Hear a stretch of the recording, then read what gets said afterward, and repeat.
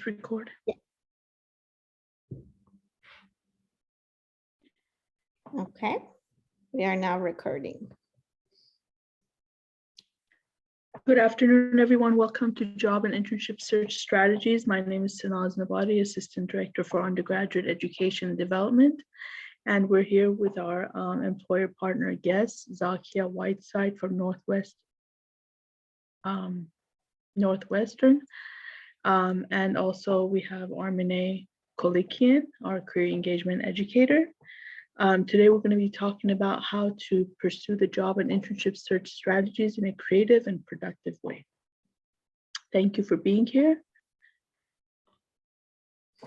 Okay, so this workshop is part of a series for the Jobs and Internship Search Crash Course, we call it. So it's 3 workshops. We do encourage you to attend all 3 of them. So today we'll be going over creative ways to find jobs and internships. And then tomorrow we have a Let's Connect, leverage LinkedIn and your network to land a job. And then on Wednesday, we have your virtual interview. They're all on Handshake as well, so you can definitely sign up through Handshake.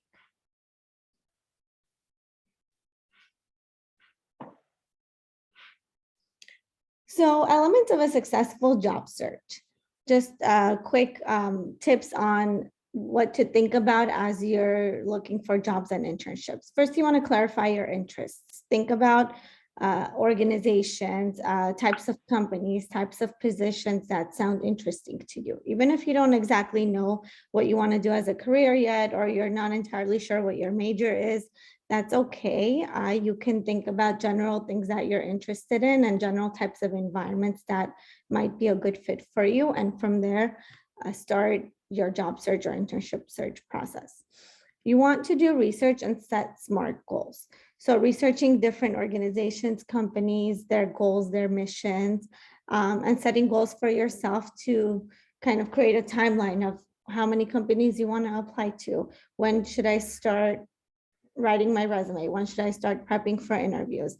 And so on and so forth. And those are things that you can work with a career educator on as well. But just some things to think about is like being organized and setting goals is super important in this process. We want to take actions that get results. So we'll definitely get into details on what kind of actions to take in this presentation to help you get results.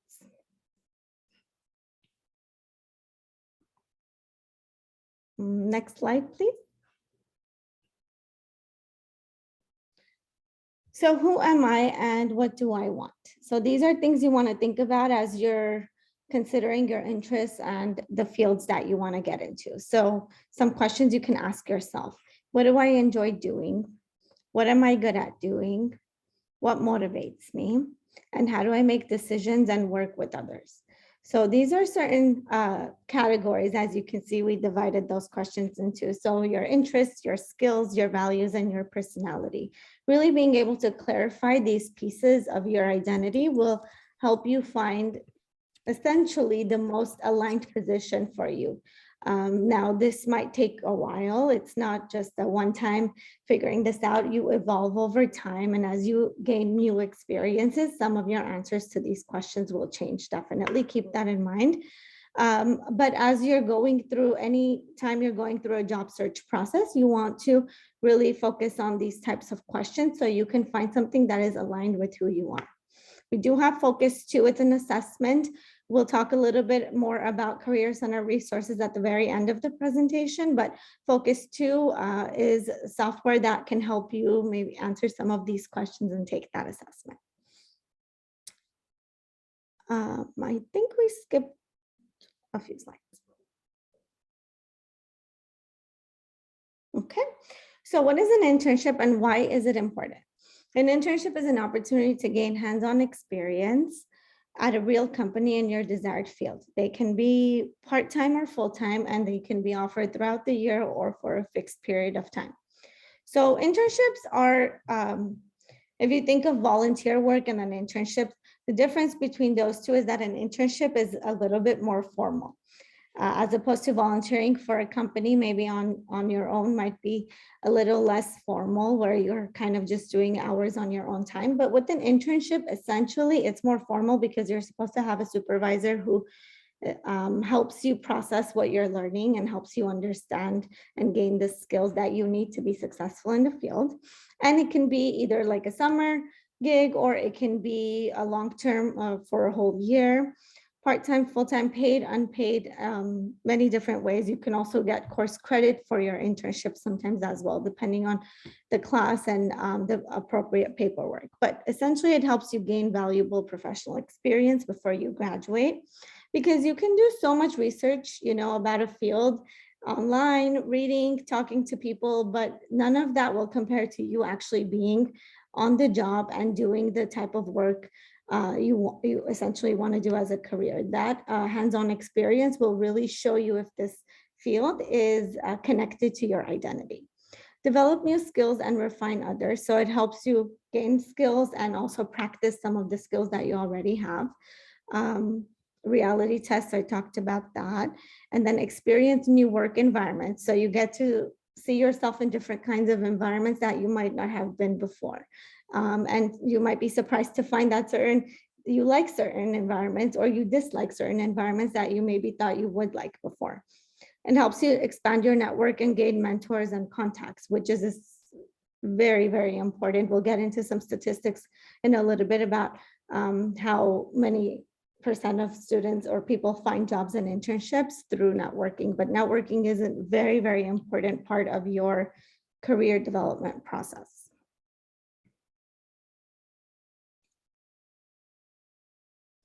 So research, industries, companies, and roles. So once you do some self-reflection and identify your interests and the kinds of companies you want to get into, then the next step would be to essentially do research and find what types of organizations do you want to work for, kind of narrow down your search to whether it's like corporate or nonprofit or government. Think about industries and companies you're interested in, and then what jobs or internship titles you would essentially gravitate towards. So kind of organizations, companies, and job titles. And you can use some resources like ONET or Firsthand to help you find those types of positions. You can also use Handshake to find jobs and internships.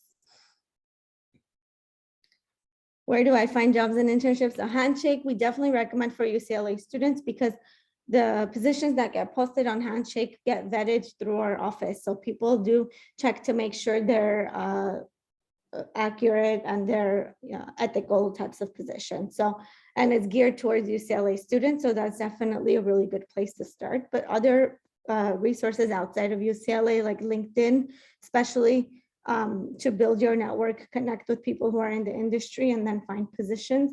Then Glassdoor, Idealist, Indeed, all of those are also great resources.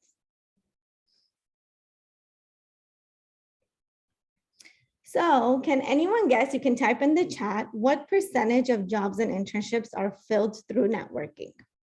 Want to get a gauge for your thoughts before we share the answer.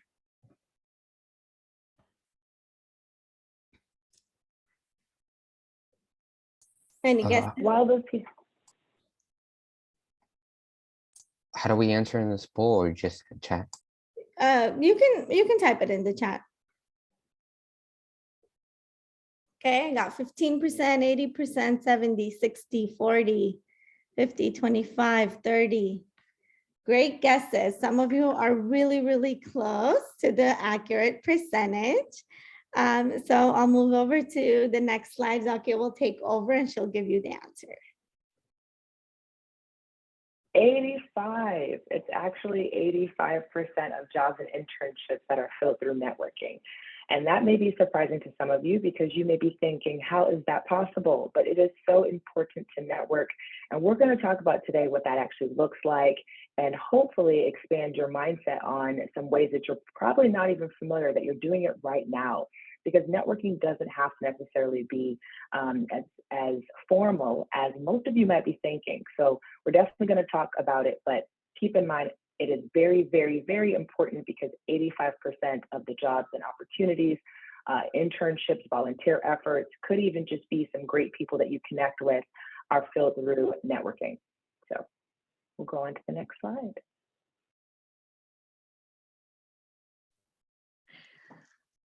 In addition to the 85% that find jobs and internships on social media, recruiters do a lot of recruiting activity on social media to help filter employees. For example, on LinkedIn, they use LinkedIn 89% of the time during the recruiting process to vet potential employees that they would like to interview. And 83% on social media to provide information to recruits, where they can find the job description and answer small questions about the job.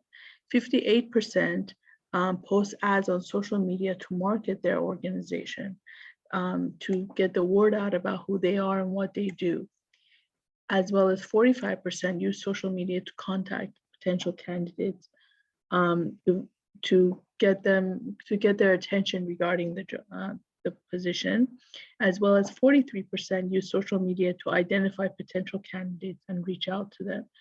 So if on LinkedIn or Handshake you have that filter open for recruiters to contact you, you might get messages here and there telling you about different positions. For example, on Handshake, as a staff member, we also have a student side. We're like supposedly students on Handshake. And every now and then I get a message saying that we would love to hire you and we have this amazing job. So just be mindful of that. They do message you. And we're going to also talk about which ones are spam, which ones are not legitimate. So we're going to be going over that as well.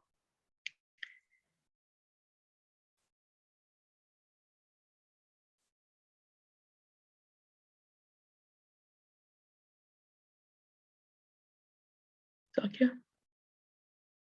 Okay, so most of you may be familiar with the traditional ways to network, right? So going to a LinkedIn or UCLA One, right? You can easily look for jobs and internships that your peers have had, or maybe alumni in your major, or if you're in a Greek sorority or fraternity, right? It's easy to network and see stuff like that. So that's a traditional way most people do it.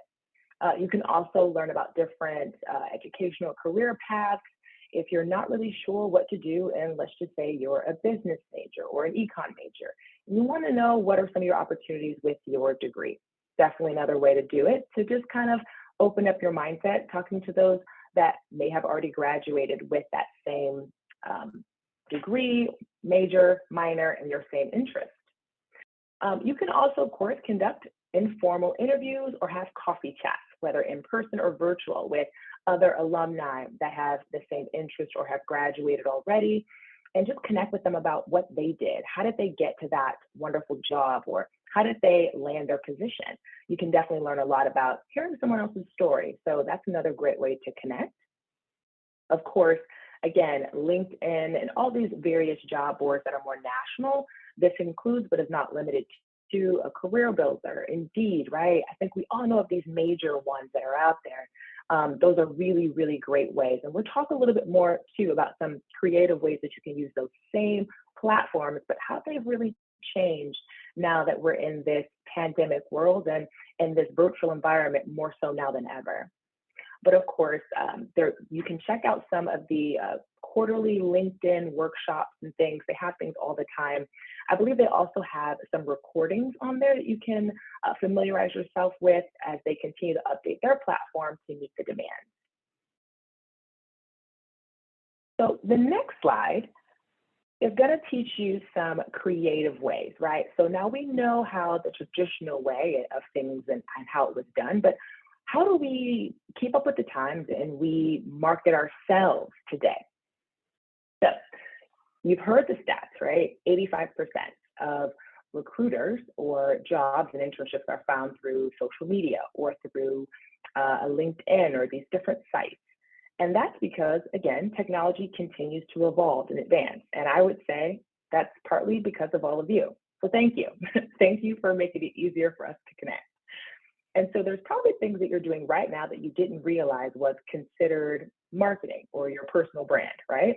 So if you can throw in the chat, put an emoji out there, your favorite smiley face, if you're using social media right now, whether that's an Instagram, a Twitter, if you're familiar with hashtags, I would imagine the chat's going to blow up because all of you, I would imagine, have these things.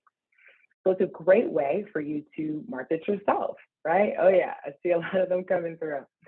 And that's your personal brand. Think about that. Your Instagram is your personal brand. You're putting out there your favorite photos where you're having lunch. You're putting out there maybe your dog or your family. That's creating a story, right? That's you telling the world a little bit about you and your life. And that's a great thing. Nothing wrong with that. But to take it a step further, you can use those same hashtags that you're already using for your post to search for jobs. So think about this. If you tweet, for example, I encourage you to try to search the hashtag internships. You'll find that there's a lot of opportunities right there that employers use when they're looking for people that are interested in internships. So if you've never tried it, you'd be surprised what companies pop up and what opportunities are listed there. You can use similar hashtags like job opportunities or internships LA to get more specific. So I encourage you guys to try this unique way, whether on Twitter, you can do the same thing on Instagram as well as on LinkedIn to also get connected to some other opportunities that might be more in line with what you're looking for. Something else, of course, is number 2, start self-promoting, right? You're already doing that on your social media. So why not start promoting that you're looking for jobs? I don't know about you, but every now and then, of course, I see these wonderful LinkedIn posts about somebody getting hired in a new job. They say, oh, I'm so excited. I now have this opportunity to work at blank company doing blank, right? I know I've seen them. So why not use that as the same way to say, hey, look, I just graduated, or I'm graduating in a couple of months, and I'm looking for this type of opportunity. I'll be graduating with these credentials. It's a great way to market yourself and to let your network, the people around you and the people who want to support you know you're open to opportunities. And who's to say if you add a couple of hashtags in there that an employer or recruiter like myself might not find that and say, that's interesting, and kind of scan what you wrote and hey, maybe it's a match. Maybe we can reach out and connect and talk about the opportunities that we both have that's a mutual fit. So I encourage you guys to start self-promoting yourself. Of course, you can use the hashtag open to work on LinkedIn. I'm sure you've probably seen this as well, but if you do that, sometimes you can actually go into your profile and it'll create that little bubble around your profile picture. So it automatically alerts recruiters or those individuals that are looking for people to hire, hey, you're open to that. Now, of course, keep in mind, I would make sure to specify maybe in your bio or somewhere on your page that you're looking for specific type of things like open to work for an internship or open to work for maybe a part-time job or seasonal job.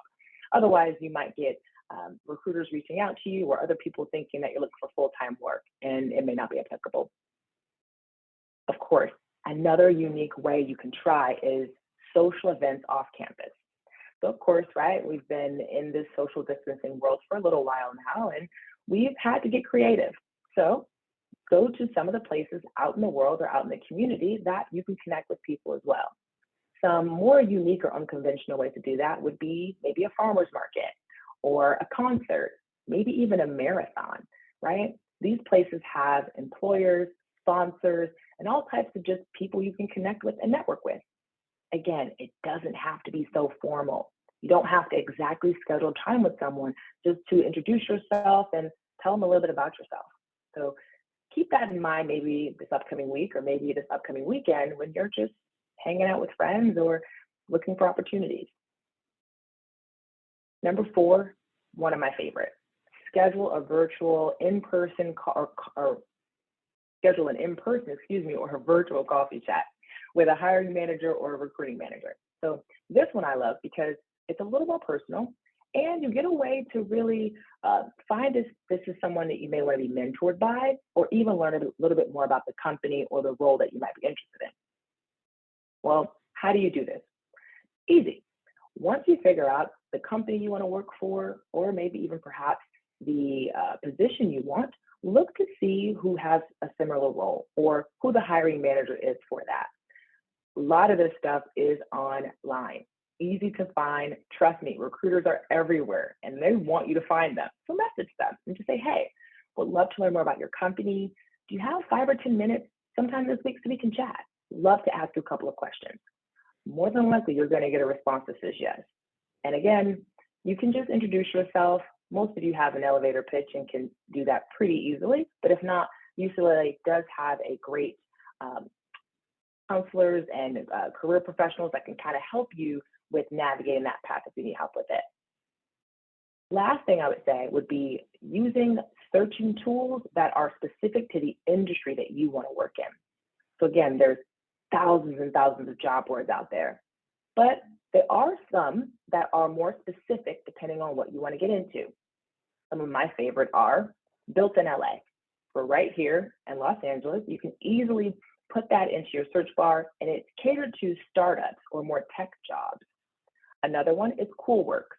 CoolWorks is for those seasonal jobs, like things during the summertime that you may want to do, whether it's a camp or volunteer efforts. And then of course, college grads. So for those that are graduating this year in June, or maybe even later on in the year, you might want to search for that one because that's for entry-level positions. You don't have a lot of experience, and maybe you're looking to just get your career started. This could be a great place to find opportunities as well.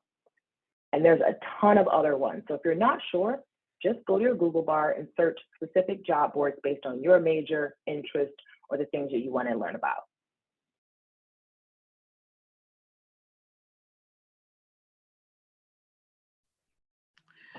As far as fraudulent postings go, there is a workshop on this very subject on February 17th called Learn from a Lawyer, Understanding Job and Internship Conflicts and Negotiating Your Offer. It is really important to be able to identify what makes a job fraudulent and what makes it legitimate. As far as learning more about the company, that is definitely necessary when you're going through the recruiting process to know what the company is about and how you should market yourself to that company in the interview process. Taking time to understand the different types of scams that can happen, where anytime a employer asks you for money or asks you for your social security number or very detailed information, you want to be wary of that. A lot of times employers send in requests to students saying, if you give us this much money, you'll have a job.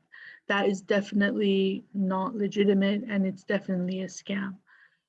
So you really want to be aware of that. And also remember, if it's too good to be true, it sometimes is, because they should want you for your skills and qualifications, not for getting very personal information from you at the get-go. If you see any grammar, spelling errors, unrealistic wages, and near instant response times can indicate fraud. So that means a lot of times, unfortunately, people from abroad can email us and ask for, they can hack, or maybe this actually happened to me, my supervisor's name, and it wanted me to buy something and give it to them. And I'm like, doesn't my boss know how much I make? That is not realistic. So I knew right away that that is not realistic. So if it sounds weird, definitely listen to your intuition. Don't trust an employer that you can't verify their information. So for example, the jobs on Handshake, they are vetted through our staff members, making sure that they are legitimate. They have a phone number, they have a company name, they have a company address, they have an email, they must have a website. All these things must be present for that job to go through. And it does take time for the jobs to get verified, but that's for your protection. So you know the jobs on Handshake are verified. And you don't want to provide any private information over the phone or via email until you are hired, until the process goes through and you know it's legitimate. But for more information regarding fraudulent jobs, please join us on February 17th. International students. So there are two ways that you can work in the US. CPT, I always remember it as current students for internships, and OPTs for students who are graduating. For those who are non-STEM students, you can work for an employer for up to a year. And for those who are STEM, you can work up to a year and then get a 24-month extension if you are in those areas. For working, for finding work, either in the US or abroad, we have a really good resource called Going Global, where you can find jobs back in your home country, as well as in other states in the US. It also has really good resources on who the H-1B employers are. It's not guaranteed that you'll get hired by them. It just means that it's more likely that they are open to international students. But we always recommend that if the employer hasn't recruited international students in the past, it doesn't mean that they never will. You just have to show them your qualifications and show them that really everything is on you in working with DashU to get your paperwork done. All the employer has to do is be willing to hire you. There are some industries that are very firm on not hiring international students, but in general, you can expect to get hired. Zakia, did you want to add anything regarding international students here? Yes, I would just say, it is something that can be really difficult, but I would say just be open and transparent about what your status is and what you're looking for so that they can let you know too what their requirements are. An example of this would be my firm, for instance. Since I work at Northwestern Mutual, we have very strict protocols given that we are a financial services company and we deal with people's finances, the S&P, and so many other investment opportunities. Well, with that, there's background checks, fingerprints, and so many other legal things that have to take place that we need to make sure that there's authorization in place and that you have these things before we start the interview process. So I would say, great tip. If you're looking for opportunities, try your best to get approval before you look for jobs. And if you're not exactly approved yet, just let your recruiter know. This could just be a good way to have an open communication so they can make sure to put you in the right opportunity. Or if not, make sure that they keep you in the loop when the next enrollment starts so they can give you a call. So I just think that's a good tip, but there's tons of opportunities out there for international students, so don't be discouraged. And definitely reach out right to the Career Center or even myself if you need help with that. Thank you so much. Right. Also regarding jobs and internships, while it is not required for other students to have a specific major for a job, it is a rule of your F1 status that your job and internship that your major fits the job or internship that you attain. So it's very important to read the job description and make sure that some aspect of your major and the knowledge that you're learning is represented in the job description. And we can help you, the DashU Center can help you, but I would say that whether or not a specific industry could be related, we could help you with that. And whether or not a specific job would be related, the DashU Center can help you with that. It's very kind of ambiguous where the line is, but I also I'm liaison to international students, so I work with the DashU Center to help you realize what kind of job you can apply for. Some of the North Campus majors are a little bit vague in that, but will definitely help you to figure out the type of job you can apply for, being on an F1 status.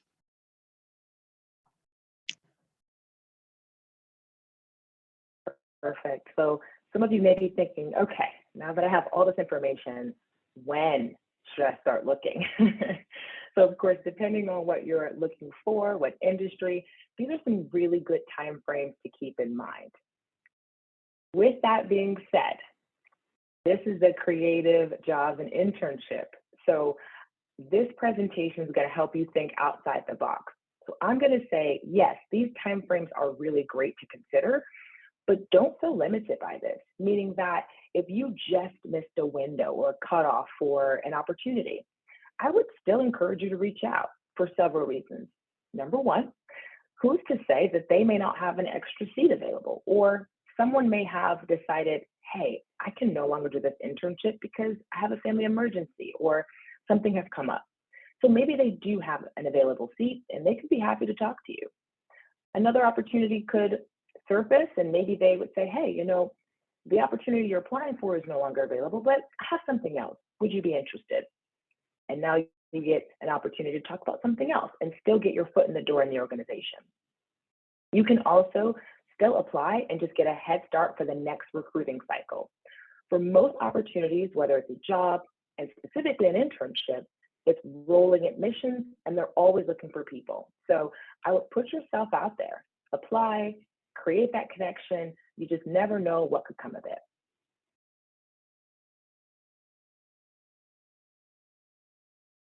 So earlier we mentioned setting SMART goals. And the biggest thing I want you to remember is the job and internship search is a marathon, not a sprint. So take your time, run your own race, and it could really be a lot of fun if you give yourself an opportunity to really be smart about your goals. So first, what do you want to accomplish? What is going to be the most beneficial to you and what you really want to learn from that, right? What is something that you really want to obtain? Is it a certain level of experience? Is it breaking into an industry? Really get clear about that. Of course, what metrics will help you measure that goal, right? So is it, I want to be able to get into the finance industry. So in order to do that, I need to have a certain skill set, right? And these are the list of skills they're looking for. And when I have these skills, that's how I know I'm going to be successful. So that's something just to kind of quantitatively put that into your thoughts. And as you jot this stuff down, it's a great way to keep that in mind. Achievable, right? Can and how will you accomplish your goal? So this could be, how many places am I going to search for opportunities? How many am I going to apply for? And just different things to say, okay, is this something I can actually do? The job itself, or maybe even just the number that I want to apply for. Relevancy. How does your jobs, the internships, and the opportunities apply and align with what you want to do maybe later on in life or the overall goal you have? An example of this, I would say, would be if you are looking just for a resume builder. Maybe you're a freshman and you're thinking, I just need experience. Okay, well, great. But what type of experience, right? Is it customer service? Is it sales? Is it tech? Is it environmental, right? There's so many different things you can do, but I would say figuring out what that looks like and making sure that no matter what you do aligns with your overall goal for the future is a great place to start and something to think about. And of course, the time frame. What is the time frame that you want to reach your goal? If you're looking for summer opportunities, well, you know you may have a couple of months because school starts back up in the fall and you're going to have to dedicate your time to that. So just keep the time frame that you have that you really can dedicate to an opportunity in mind. And of course, once you're in the process, whether with a recruiter or whether you're talking to a hiring manager, just be clear with them about your time frame of what you can and can't do. Communication is key, and you never want to surprise them or be surprised yourself when things don't go according to plan.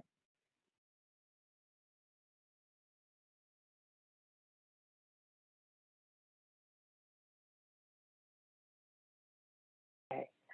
So again, some general goals would be, revising my resume. Maybe I had one that I created back in high school for college, or maybe I have one that was from last year, but since then I've joined other organizations or clubs, or I've had other jobs. Yeah, so that's a really great goal to think about, how to keep it relevant and updated, right? Because you guys are all doing lots of things all the time. So having it relevant, having it updated and catered to what you're applying for, that can really make the difference. Searching for jobs, again, that's what this whole presentation is about. How do we do that? Where do we go? And how can we be successful in that endeavor? So again, we talked many, many ways you can do that, from big job boards nationally like Handshake, LinkedIn, Indeed, Career Builder, more industry specific ones, right? Like Coolworks, Built in LA, and so many others. And then of course too, you can also use that network we talked about, right? Alumni connections, maybe even your friends, parents, your parents, the Career Center, and so many others, just to connect with other people that you may not have thought about, but you could leverage by having those chats, thinking about their background or viewing their background, and just asking them, hey, how did you get here? What did you do? And what was impactful? This could really be another great way for you to connect. And of course, some goals you can set for yourself on how to continue to reach your goals, and of course, get the opportunities you desire.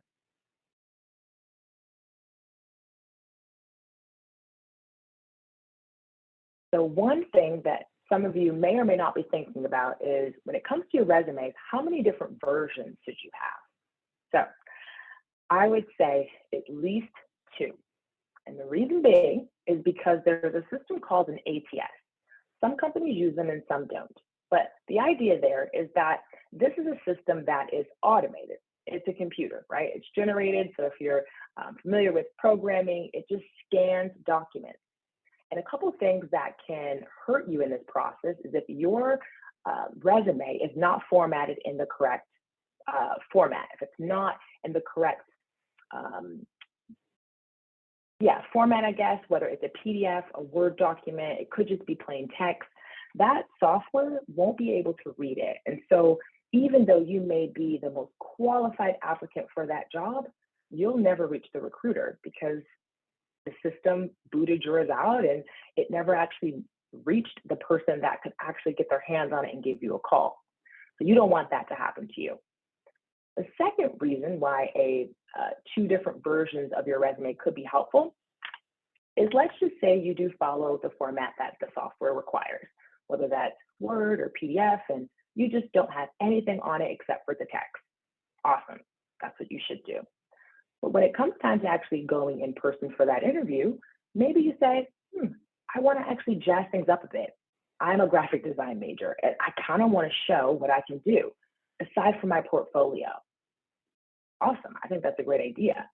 So maybe you decide to add a little color or something that shows a little more of your personality to your resume. That second version could have the same information and your same background on it, but just be presented a little bit differently to show your personality. And since you're going to hand that to that recruiter in person, well, it's a nice way that they can remember you. Maybe it even has your picture on it. These things are acceptable just depending on your major, your minor, and of course, some of the things that you're going for. Now, of course, I do not suggest that you use that type of resume if you're going to submit it through an automated system. But if you're going to email it directly to someone, or if you're going to hand it in person, it could be okay. So having a couple different versions might not be a bad idea.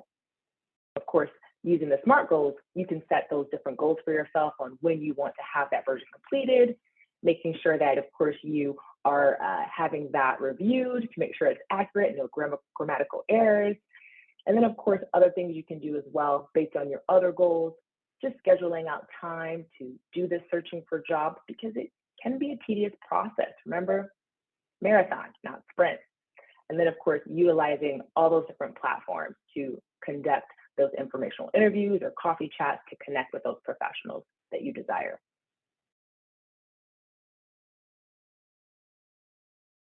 All right, so creating your materials, you can never have a shortage of them. So before you start applying, or even when you start to, think about these things. Is my resume up to par? Is it updated? Is everything on there that's applicable for me? Cover letters. Who I want to write one to? What can I highlight in that would show something that makes me different to this employer or whoever's going to be reading this, whether it's a hiring manager or assistant, whomever. Transcripts.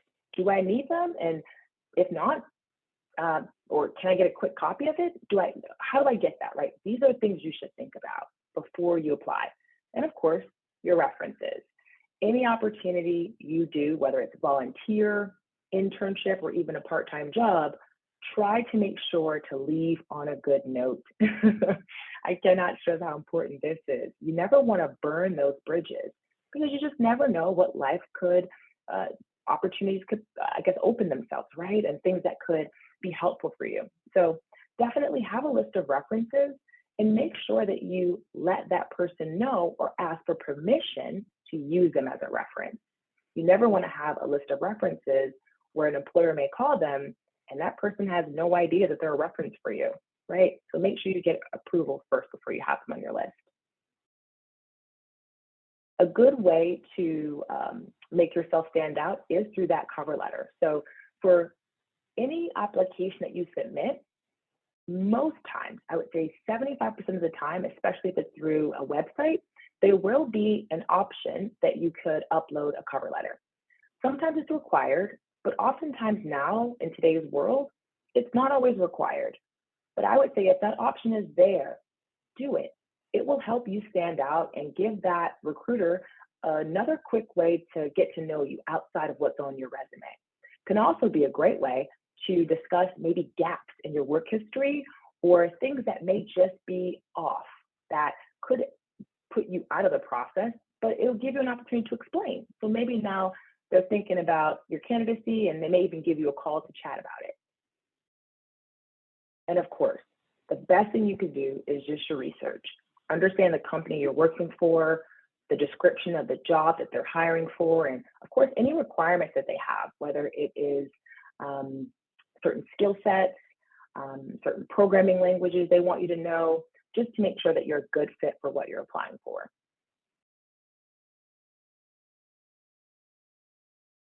Okay, another poll question. So put this in the chat, your answer. So on average, how long do recruiters spend looking at resumes? How much time do we think that is? And while you guys are chatting those different suggestions or ideas, I will say as a recruiter for the last 2.5 going on 3 years, it is a lot of fun to read resumes, but similar to all of you, right? You know what you're looking for when you're looking for jobs and opportunities, or at least you have an idea. Recruiters do too. All right. Oh, man. 6 seconds. That's, oh man. Yeah, right on. 6 seconds. I'm like, you're spot on. How did you know? It's actually that simple because just like you, recruiters know what they're looking for, right?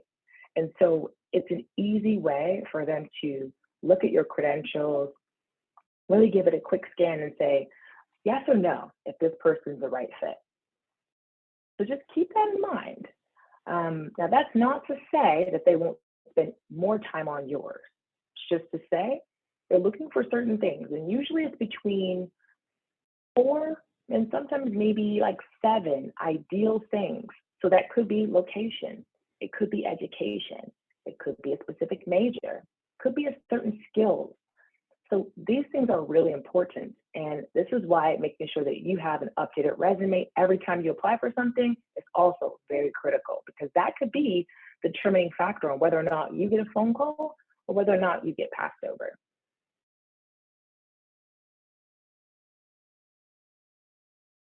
So again, make sure it is updated and relevant with all of your experiences, your credentials, any volunteer efforts. For those that may not have had any jobs before, your class projects, organizations you're a part of on campus, this counts. And it can show maybe your leadership skills or maybe even some things as far as teamwork and collaboration that you're really good at. Same thing for any athlete. Huge life skills are built in those different athletic endeavors. So please highlight those, put those on your resume. They're absolutely game changers and they can really help you in the process. Of course, you can customize. Oh, go ahead. Sorry, one of the famous questions that students ask all the time is for internships. If I don't have any experience and all the things I've done are volunteer, why should the employer hire me? What skills do I have? Can you touch on what things you look for in interns, what skills you look for in interns that they get from volunteer work and roles that they don't get paid for that are very important as an employee? Absolutely, stellar. And I'll say this too for those that may be freshmen, right, coming in from high school, that stuff matters. So even if you are in college and you don't have any professional experience, you can even talk about things you did in high school because a lot of you worked your butts off to get into UCLA, right? That wasn't easy. You had to study hard. You had to, of course, do certain things to present yourself well, and you landed this amazing opportunity. So number one, kudos to you. But the things you did back then still count, and those volunteer efforts you do now absolutely count. So most recruiters or even first-time or entry-level type of positions or internships are looking for leadership skills. So if you did volunteer work, well, what did you do, right? Maybe you helped spearhead a different initiative or you helped organize something. That's amazing, and it counts. So talk about that. Of course, time management. So if you had to do a project for school and there was a deadline and you owned a specific part of it, not only does that show your teamwork ability or your ability to collaborate with others and maybe deal with difficult situations or conversations with those that may have different personalities than you, but it also shows you can get a job done in a short amount of time, which in the working professional world can be critical. It could be, the determining factor of whether or not you make a deadline or not, which a lot of employers want to see you can do that. So these are just a couple of different examples of ways that even if you don't have any professional experience, your volunteer efforts, maybe the things you did back in high school could really be relevant and could show you as a viable candidate for the position you're applying for. A great question. Other things to keep in mind, you can customize your resume with different titles or your content and the way you present it, which could highlight things and of course, make those things stand out on your resume. So there's multiple versions and ways you can format that. Absolutely, the Career Center has lots of resources there to help you with it.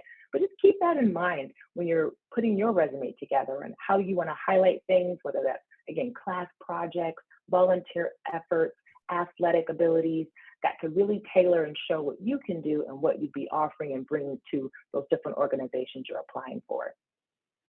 And then, of course, again, if you're using the keywords in your resume, a great thing you can do would be after you read a job description, you can absolutely use some of those keywords that they actually put in the job description in your resume if you can. So a lot of the ATS systems actually scan for specific words, keywords that you may be familiar with like leadership or collaboration, teamwork. Maybe even if you're working in a specific major or you're looking to get in a certain field, it could be more field or specific industry related terms. So just keep that in mind. If you have an opportunity to maybe work in a couple of those keywords into your resume before you apply, that could be really great. And again, that ATS system may scan your profile and see that. And of course, that'll allow you to at least get in front of the recruiter so you can talk more about your credentials and tell them a little bit more about yourself.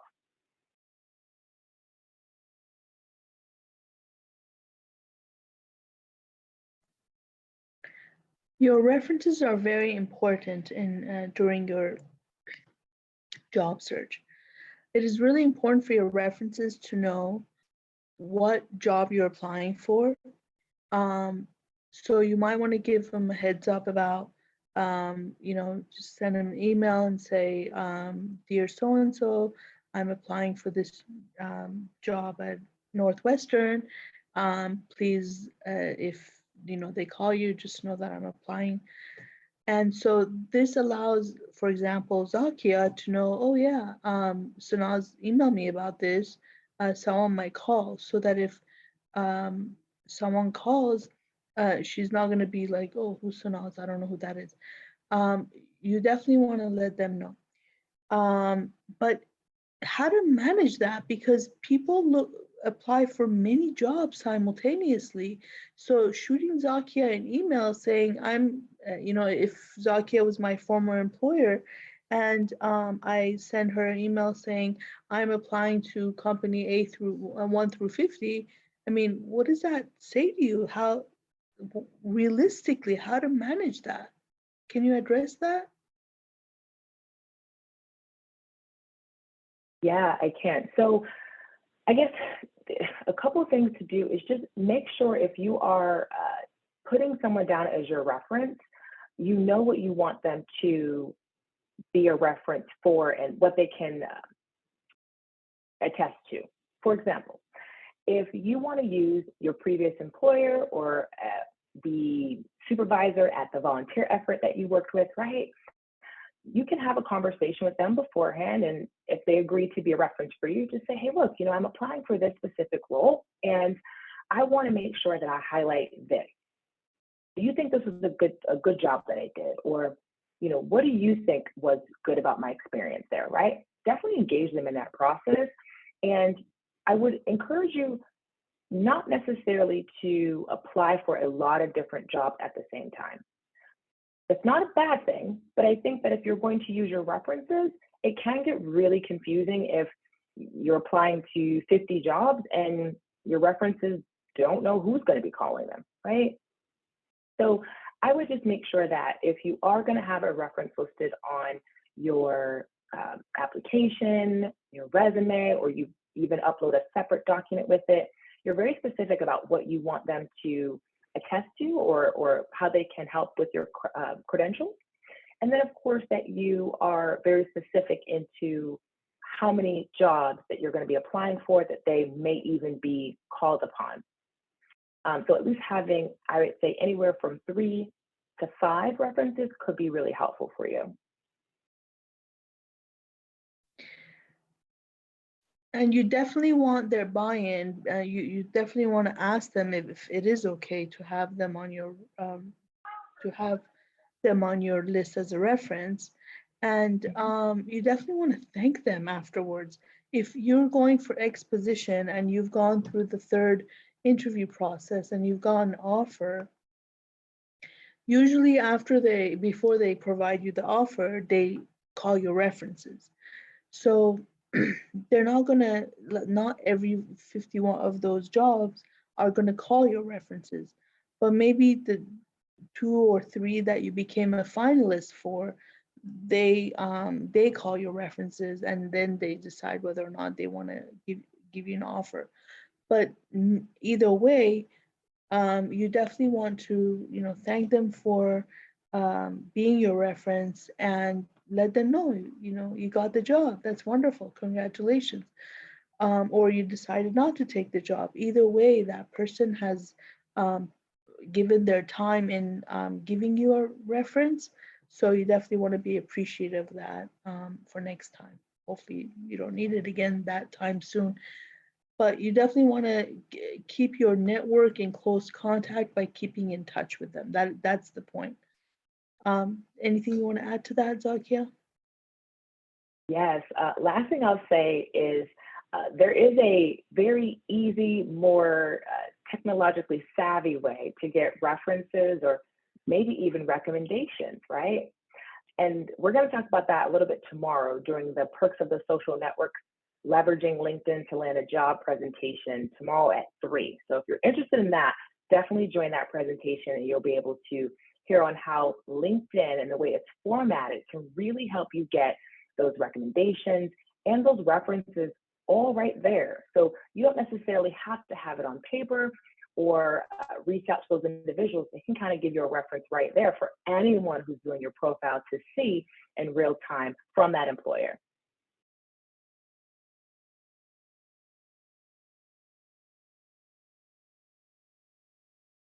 All right, be sure to stay organized and follow up on any and all jobs that you apply for. So it's definitely a great way to create a chart, and I believe that I can show an example of that.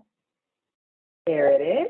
So you can do something like this, whether that's through a Word document or a spreadsheet, but have different columns for each different job that you're applying for, the company, the contact name, right, and the date you applied. The date you applied, I think, is one of the most important aspects of it, so you know when you can follow up. And typically when you apply for something, if you don't hear back within 1 week, that could be 5 days or 5 business days or 7 days in total, definitely feel free to follow back up, reaching out to that person that you have as far as their contact information, or following up with the organization in the way they have listed on the job posting. Of course, if you schedule an interview, make sure you have that calendared. And then, of course, just like mentioned earlier, you can absolutely send thank yous for any phone calls you have, any interviews you have, and of course, any opportunities you have just to connect and say thank you for the opportunity, or even just to learn more about the organization. These things go a long way and can definitely make you stand out, because you'll be surprised how many people don't do that. And again, you never want to apply for something and forget. So the most embarrassing thing, and I'll tell a very quick story, but this happened to me on multiple occasions where a student may apply, I give them a call, and they say, "Oh, yeah, hi, Ms. Whiteside, it's nice to talk to you. What was the job again?" And immediately I think, maybe they didn't want it that much, right? Because if you wanted it, you might have actually taken that extra couple of minutes to create a sheet or write it down, or some way to track what you're applying for. So I would say just keep that in mind as you're applying for multiple positions, that you take note of how many you have out there, and when to follow up, and all these great things which can help you stay organized. But Zakia, I have something to say about that. Not all jobs on Handshake have a recruiter. They don't all have a recruiter, so they might not have anyone there, or maybe, it's a big staff, maybe someone else reaches out to them. How are they supposed to know if I call up someone and say I'm Sonal? How are they supposed to know right from the bat which company I'm with? Yeah, great opportunity. I would say, depending on how that person reached out or how you found it, there's a couple things that Handshake does really well. Number one, if you're posting a job, I believe you also have to have a profile or a company page. So check that out. Usually on the profile of the company page, there's information. I know for Northwestern Mutual, we all have ours. From there also too, just like you, the employers and the people that are posting have their own profile. So you should be able to see their picture and see their information. If you can't find that information in Handshake, number one, I would definitely make sure to try to follow up through LinkedIn. Go to another source. Try to find another way to find out who is posting that job, or find information about the company. Again, all of this information should be out there. And if you don't see it, that should be a red flag to say, is this legitimate or not, right? But it should be if it's on Handshake. So you should be able to see that, message them, ask them for their contact information, email, number, or something like that, which should be helpful. Thank you. Mm-hmm.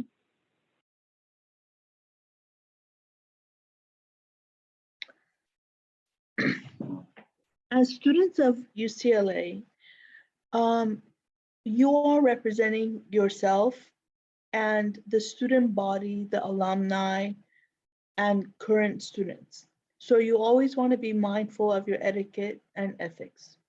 You definitely want to be timely, professional in your communication with recruiters, both in person and virtually.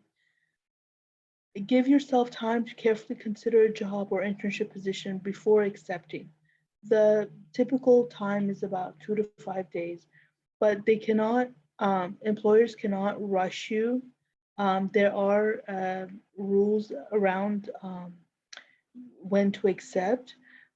They cannot, usually it's 2 weeks that you have to decide, but it definitely should not be a, like, if you agree, if you decide in the next 48 hours we'll give you a bonus, it shouldn't be things like that. And you should think about, why do I want this job? Why is this appropriate for me? And choose it for the right reasons. And then once you accept a position, it is absolutely unacceptable to back out. It's called reneging an offer, because what that does to employers is that it makes UCLA as a whole look horrible. Everyone, next time, for example, if someone did it to Northwestern, who's our partner, they might consider not being a partner again because it's not, you know, it's not dependable. They don't know whether or not, if UCLA, if they offer a job to a UCLA student, if they're going to renege or not. So that's going to harm our relationship with employers and who actually wants to hire UCLA students. So please do not ever renege on an offer. It affects not only you, but future generations as well. I cannot stress that more firmly.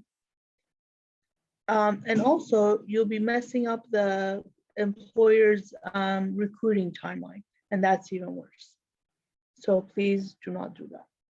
Did you want to add anything to that, Zakia? Yeah, yes, I do. Thank you. I would say, of course, there are exceptions to this, but there are extreme circumstances, right? Yes, So again, if there is something going on as far as your health or something, again, that's very extreme, by absolutely. all means, please do not feel as though you cannot do that. I would say communication in these cases are key. Just communicate with your recruiter, hiring manager, or whoever you have been working with at the organization, and let them know your circumstances.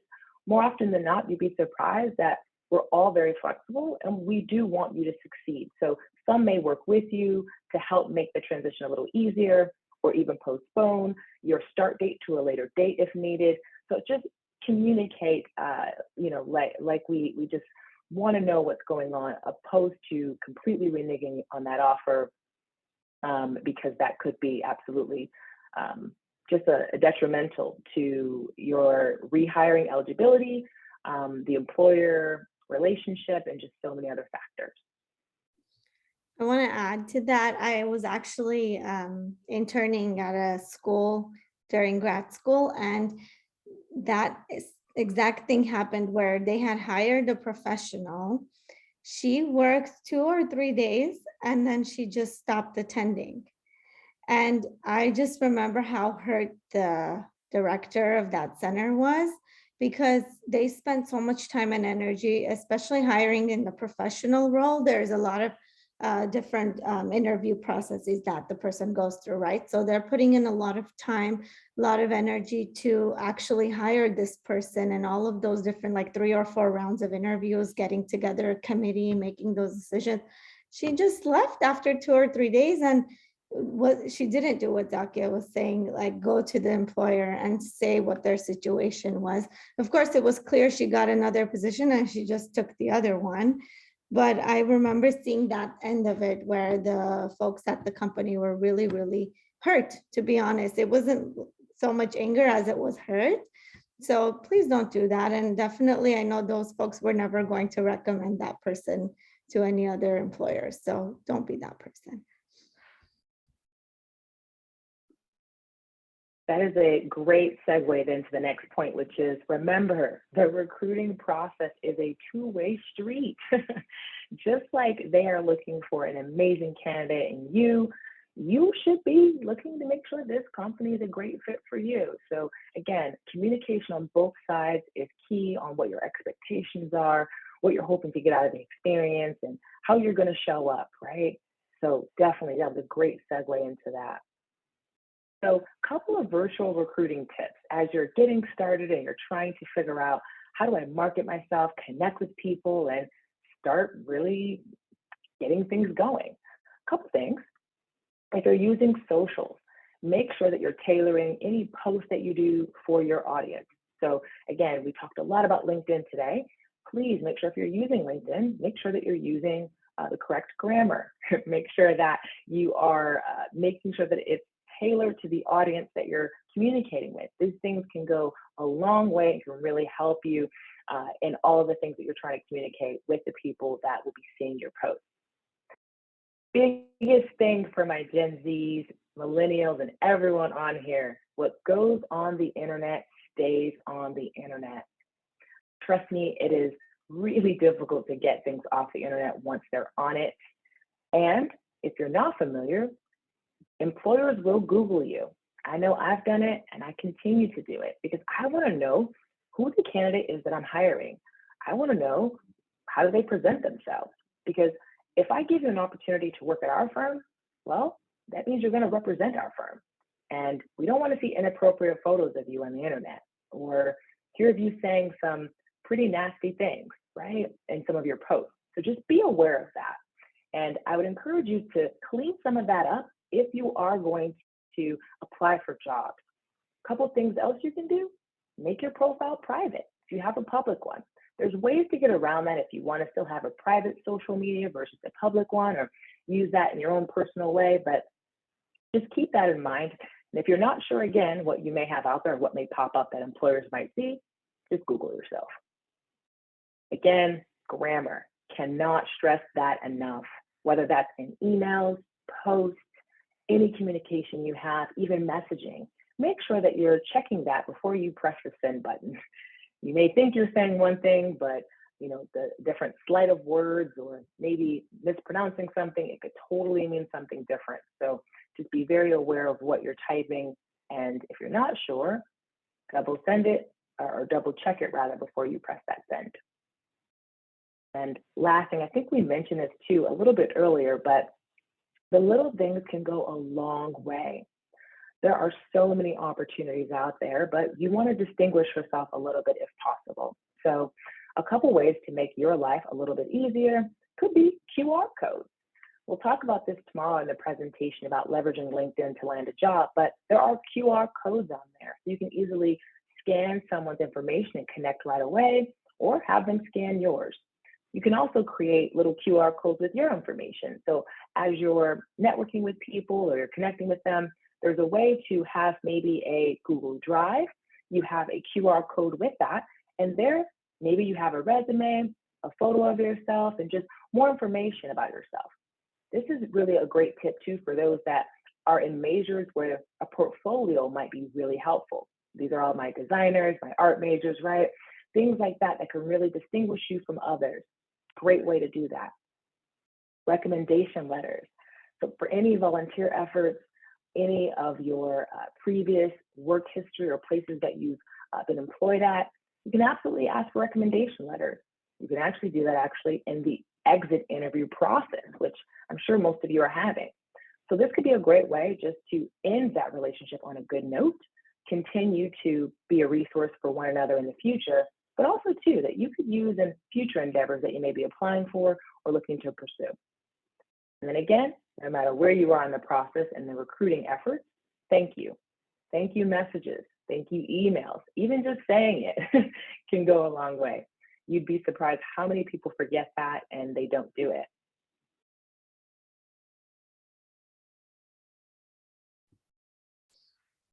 All right, so here are some online resources that are available on the Career Center website. So a quick summary is provided for each, but of course, we've mentioned Handshake already a few times throughout this presentation. You can attend, find out about all of our workshops and events, as well as find jobs and internships through Handshake and make appointments with your career educator. VMOC is a tool we did mention earlier about putting your resume through VMOC, and it's a software. It'll sort of read the content and formatting and give you tips. So I know in the chat, some folks were asking about formatting for resumes. You can definitely use VMOC to find samples as well. And we have samples on different industries as well. So you can kind of start with VMOC and then use our career guide online to look at different industry samples. Parker Dewey is a resource where you can find paid micro internships. So micro internships meaning they're smaller, maybe fast-paced couple of months, but you can find based on your class year, your major, your degree level. It's available for all students. So it might be a good way to get quick experience for a couple of months and add to your resume and build some skills. Forage is a virtual work experience program. So it's still sort of like an internship, but it's completely online. It's especially relevant right now as we're still in the midst of a pandemic, to really take advantage of something like this, where, even though it's online, you can still learn, you can still get good experience, add it to your resume, and it could be with very valuable companies that are directly related to your fields. Focus 2 is where you can take some assessments to learn a little bit more about your interests, personality, values, and skills. So what we talked about earlier in the presentation, in those first stages of thinking about jobs and internships, where you're doing some self-reflection to see what industries are going to be a good fit for you, you can maybe start off with Focus 2 to explore a little bit more of your identity and different occupations, and then go on from there. Firsthand, you get career guides. As you can see, over 120 industry-specific career guides. So some folks were asking in the chat about different industries like entertainment, marketing, and things like that. You can learn about those industries a little bit more through firsthand. Going Global is more of an international job board and internship search portal. So this is essentially for if you want to get an internship outside of the country. And then Interview Stream to help you prepare for your next interview. So basically practicing your interview, getting sample interview questions, and helping you through that process. Again, it's a software. It's also really valuable to practice interviews with your family and friends or peers or your career educator, to set up an appointment with us, to have that in-person communication. But if you want to run through Interview Stream first and get some feedback through the software, that might give you like a first round of support while you're practicing for interviews. So as you can see, we have a lot of resources. You can also check out the UCLA Career Center website to see even more things on there, such as our career guide. But take advantage of all these resources that are virtual, they're available to you 24/7. And then, of course, feel free to reach out to us at any point for any further questions. Thank you all so much for joining us today.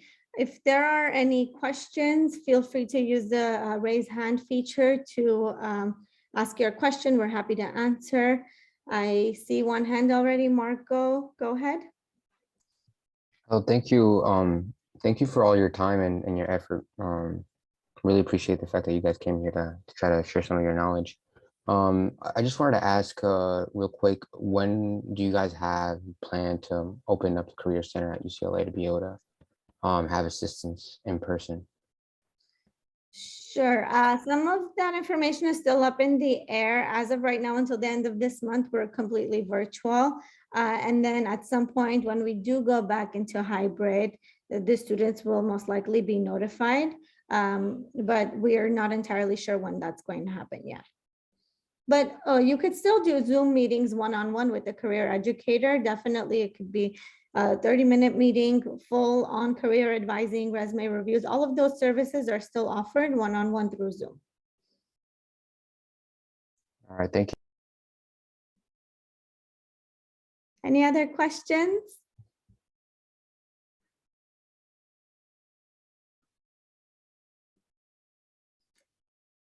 All right. Thank you all so much. Please take a moment to fill out the survey. I believe there is a survey on Handshake. There is a link to survey. If not, you can disregard that. We want to thank Zakia for her time and engagement in this workshop. Thank you so much for collaborating with us and informing our students about these important job search techniques. Thank you so much, Zakia. I cannot express it more. It's been a pleasure. Thank you.